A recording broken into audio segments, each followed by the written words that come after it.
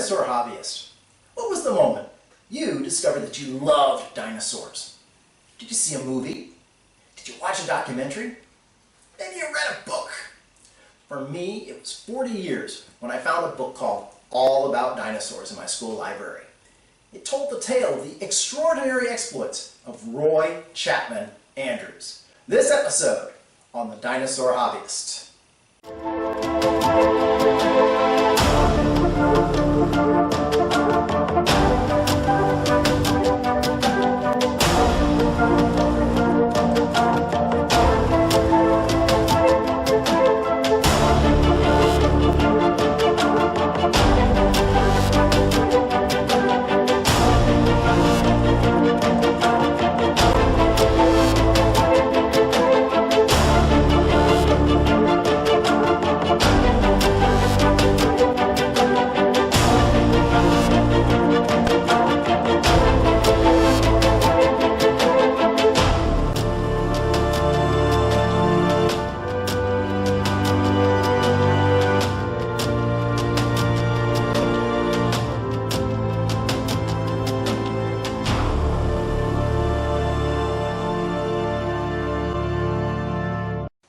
I was only 10 when I first learned about these extraordinary beasts. All About Dinosaurs opened up an incredible new world of the past to me, a world I'd barely been aware of before. Published in 1953, the book was, even then, almost 30 years old, and its ideas were dated. But it launched a lifelong interest in dinosaurs, the prehistory of the world, and science in general. Dinosaurs were the strangest animals that ever existed on this earth. They were the sort of creatures you might think of as inhabiting another planet, or the kind you dream of in a bad nightmare.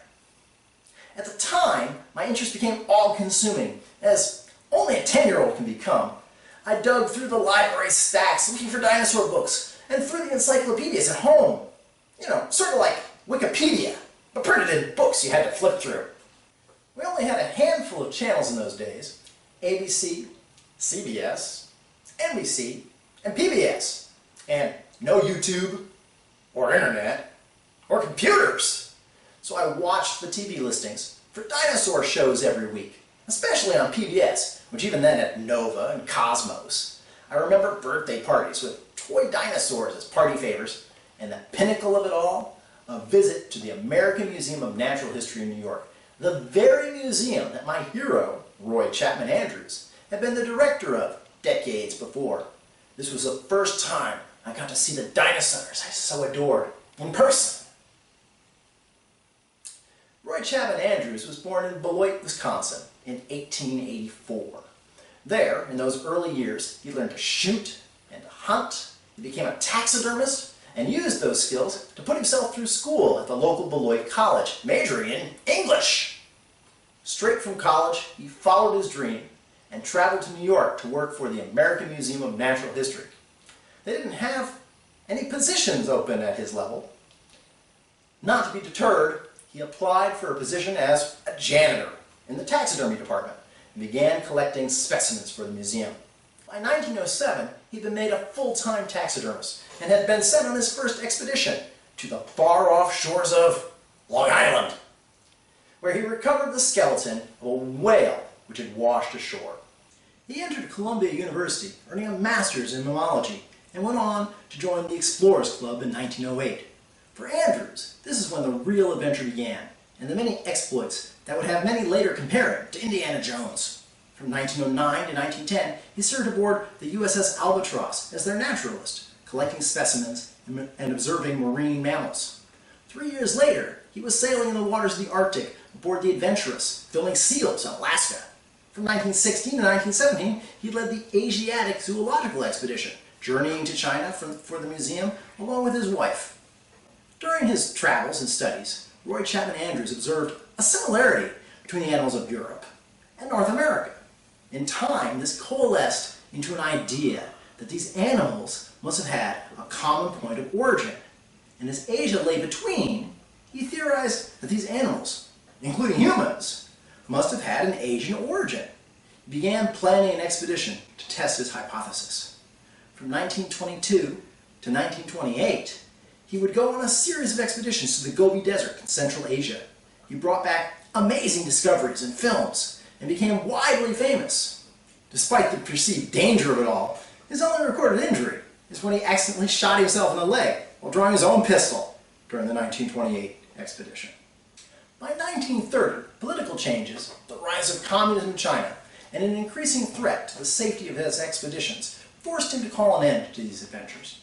Returning to New York, he was made president of the Explorers Club, a position he would hold until he was promoted to director of the American Museum of Natural History in 1935.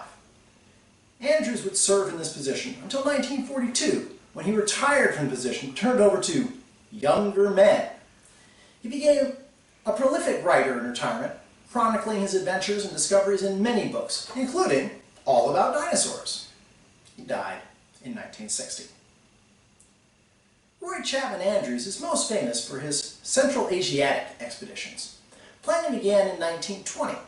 He would penetrate the previously unexplored regions of the Gobi Desert to test his hypothesis of an Asian origin for many species, including humans. Many animals of Europe and Asia are related. Some are as close as first cousins. It seemed probable, therefore, that their ancestors came from the same place. That place might well be Asia, because it lies between Europe and America. A mammologist by trade, he wasn't thinking about dinosaurs. The Gobi was the perfect place to hunt for fossils. It was a parched land with little vegetation. Such areas are much easier to find fossils in, where the overburden is easy to remove, and storms and wind carve canyons and ravines through the dry earth, exposing the fossils. He was told by many that the Gobi was too harsh for an expedition, but Andrews was certain he could conquer it through the use of the new motor cars. He put together the largest land science expedition ever to leave the United States. 40 men, 8 Dodge automobiles, and 150 camels. They set out in search of fossils, living birds, animals, plants, and to map the territory. They went heavily armed, for the area was home to bandits. The expedition departed from just north of Peking, modern-day Beijing, and took the arduous journey past the Great Wall of China and into the Mongolian Plateau. The roads into the area were poor, or non-existent, and they had to be vigilant for bandits. It took them 2 days to pass the 150 miles through Mongolia to the Gobi Desert. The team geologists identified the rock in that area as sedimentary and therefore promising for fossil hunting. But the land was, for the most part, flat, with no cuts or ravines to reveal what lay beneath the surface. They spent a few days traveling across that parched flat land, searching for cuts that would expose the fossils they sought. We did not see that kind of spot until the 3rd day. In the late afternoon, the cars reached a bare gravel bluff on the edge of a wide salt marsh basin. The paleontologists wanted to stop and hunt fossils. I said I would go and make camp. From his own words, we see that Andrews himself was not a paleontologist. He would drive on and set up camp, with the paleontologists arriving later that evening, giddy with having found fossils, the first ever from the Mongolian Plateau. They would uncover the first dinosaur bones within a day. Soon fossil hunting fever would grip the camp, with every scientist, porter, and cook scouring the ground for fossils. Even Andrews was not immune to its lure. I was supposed to be trapping small animals, but I couldn't keep away from the fossil field. It was too fascinating. They had stumbled upon a bone bed composed of mostly duck-billed dinosaurs. While the dating of the time wasn't as reliable as today, the team geologists judged the animals to be between 70 and 80 million years old, the late Cretaceous. They worked the field for over a month before moving on. Over the course of the season, discoveries would continue to come, including the largest land mammal that ever lived, the Baluchitherium. As the season drew to a close, the team headed for the main caravan trail. Andrews claims in his book that they feared being trapped in the wilderness by an early blizzard. The American Museum of Natural History's account claims they were lost. Stopping at a local home to ask about water and maybe directions, the paleontologists took the time to explore. Locating the nearby well, they discovered the amazing flaming cliffs. Laying on the ground was a dinosaur skull like none they'd ever seen. With winter closing in, Andrews chose not to stay and search for more fossils. The expedition continued south, making the trail in safety just days before the winter storms came. The time between seasons was spent cataloging what they had and sending shipments back to New York. The skull they had found at the Flaming Cliffs was identified as being an early ancestor of Triceratops and was named Protoceratops andrewsi, the oldest of that lineage ever discovered. Andrews was told that he must go back and find more, so planning began for the next season's expedition. Andrews departed for the Flaming Cliffs again in the summer of 1923. He'd arranged for a large camel train to follow the cars and resupply them. As before, the ground was thick with fossils. They found 75 skulls and 12 skeletons of the Protoceratops, as well as the first velociraptor. What? Not what you were expecting? Well, that's Hollywood for you. The camel caravan had not arrived after several weeks. Water and flour were running short, with only enough water to keep one car running. They needed to decide between eating and collecting fossils. Heroic adventurers that they were, they chose to continue using the flour to make paste to wrap the fossils. Andrews fed the team by hunting for gazelles. After 5 weeks and the loss of many camels, the caravan finally arrived to resupply them. Completing work at the cliffs, they moved 100 miles to an area of Jurassic Age rocks. Here, they found their first sauropod, larger even than a Brontosaurus or a Diplodocus. They also found another even older ceratopsian. This was Pacificosaurus. Its chief characteristic was the very deep pointed beak, like a parrot. Other features of the skeleton showed that it probably was the direct ancestor of Protoceratops, and thus of all ceratopsian dinosaurs. The discovery of these two ancient ceratopsians in Mongolia emboldened Andrews about his out-of-Asia theories. These were not Andrews' greatest discoveries, however. At the time, it was assumed that the reptilian dinosaurs laid eggs, just as did modern reptiles. But until then, there had never been found any proof. On the second day in the Gobi, team paleontologist George Olson found a dinosaur nest. The nest was assumed to be that of the numerous Protoceratopses. But with the nest was also found a small theropod. They dubbed her Oviraptor, the egg thief. New discoveries in the 1990s, however, indicate that the Oviraptor was likely the mother of the nest, and not the thief. The Central Asian expeditions would continue for some years, but with few discoveries as remarkable as those of the first 2 years. The 1925 expedition did find more dinosaur eggs, the last that would be discovered for several decades. Andrews would end his work in the Gobi by 1930, after 5 field seasons in the desert, citing restrictions on areas he could travel safely and the rise of communism making the expeditions too dangerous. But a deeper dig finds what might be the true cause. By early 1929, the Chinese government began to raise serious objections to the expeditions, as the specimens discovered during them had been exported to America without consultation with the Chinese government or scientific community. Indeed, apparently Andrews had gotten around Chinese controls by misrepresenting his expedition as a hunting trip, acquiring only a hunting visa for the expedition. Under these circumstances, it's no surprise he was unable to continue his expeditions. The Central Asian expeditions, Andrews himself, represent early forays into paleontology in a time before CT scans and with poor dating techniques and a poor understanding of the animals themselves. There were many ideas that we might find humorous today. Continental drift. While proposed early in the century, it would not become widely accepted until the 1960s. In Andrews' day, the continents were thought to be static and permanent. It was believed, however, that the Earth was shrinking as it cooled from its formation. As such, the surface was compressing, causing the rise of great mountain ranges, and also a rise in sea levels as the ocean basins shrank. In earlier times, it was assumed that lower seas left land connections between the continents, permitting the flow of animals from continent to continent. The continents, then, were not as they are today. There were land connections which do not exist at the present time. North America and Asia doubtless had a wide land bridge across the Bering Straits. North and South America were more broadly connected than they are today. Possibly North America and Europe were joined across Greenland and Iceland. Europe and Africa were connected where the Mediterranean Sea now separates them. Asia and Australia were joined by land in what is now the East Indies. This ancient world of lowlands was thought to be warm and swamp-filled, Sauropods, too massive to possibly carry their own weight on land, must have waded in deep swamps, hiding from predators and feasting on water plants. Duck-billed dinosaurs would live at the water's edge, fleeing into the deeper water to avoid the terrible Tyrannosaurus rex.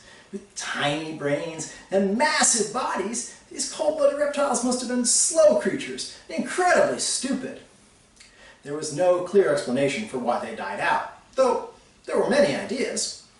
With the rise of mammals at the end of the age of dinosaurs, they simply couldn't compete with these big-brained, warm-blooded creatures that ate all their eggs. As the land rose and the waters receded, the habitat changed too quickly, and the dinosaurs couldn't adapt.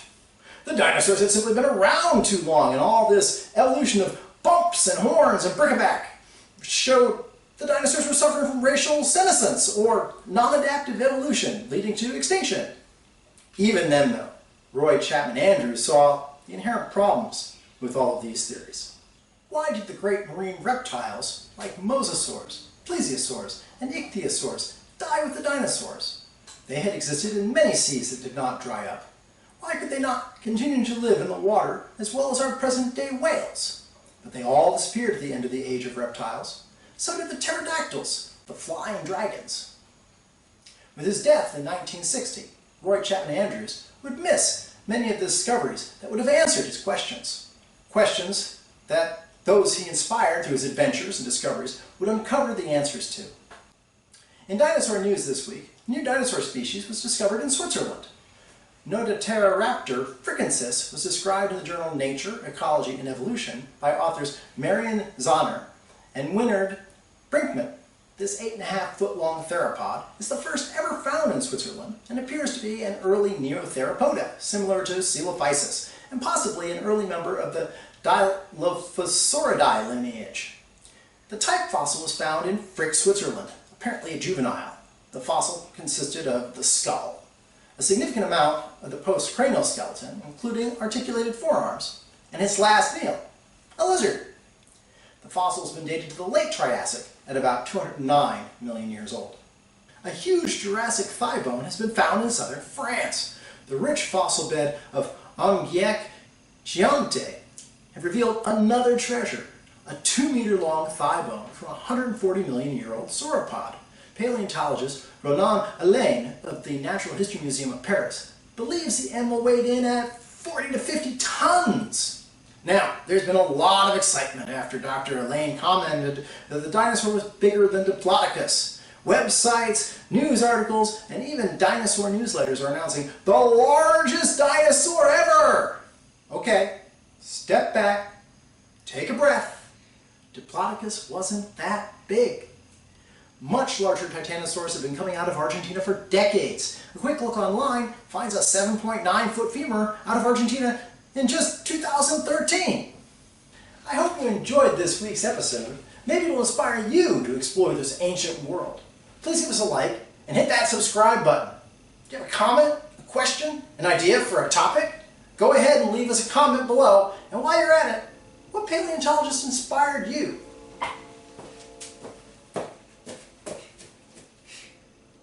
Elizabeth Reed says, very informative, Brad. I give you a shout out on our Wheat Pete's Facebook page. Let's get you to 1,000.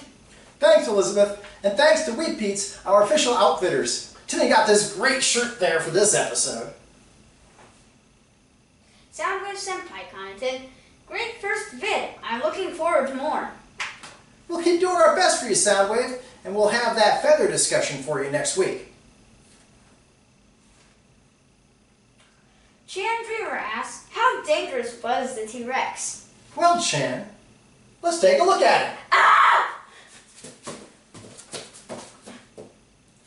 The Tyrannosaur was one of the largest theropods that ever lived, and with its teeth designed for eating meat, and one of the animal kingdom's most powerful bites, well, he'd make short work of us. But is there more to the story? It looks like a predator's head, serrated teeth, forward-looking eyes, but unlike an allosaur or a raptor, those teeth are round like 6-inch railroad spikes, not blades for slicing. These crushed bone. Inside was a small brain, but it included one of the largest olfactory lobes the part used for smell of any animal. Only vultures look similar today. Huge size, great smell, bone-crushing jaws. He's starting to sound like a scavenger, roaming the prehistoric world, stealing prey from smaller predators. If that's the case, maybe he wouldn't pay much attention to you. This remains a controversial idea though, so I wouldn't risk it. Looking for some dinosaur stuff? Check out our friends at Cretaceous Productions, Dino Webcomics, and Dino Plushies on their Etsy page. That's it for this episode. Thanks so much for joining us. Thanks Timmy, our cameraman, and bensound.com for the music. I'm Brad Potts, the Dinosaur Hobbyist.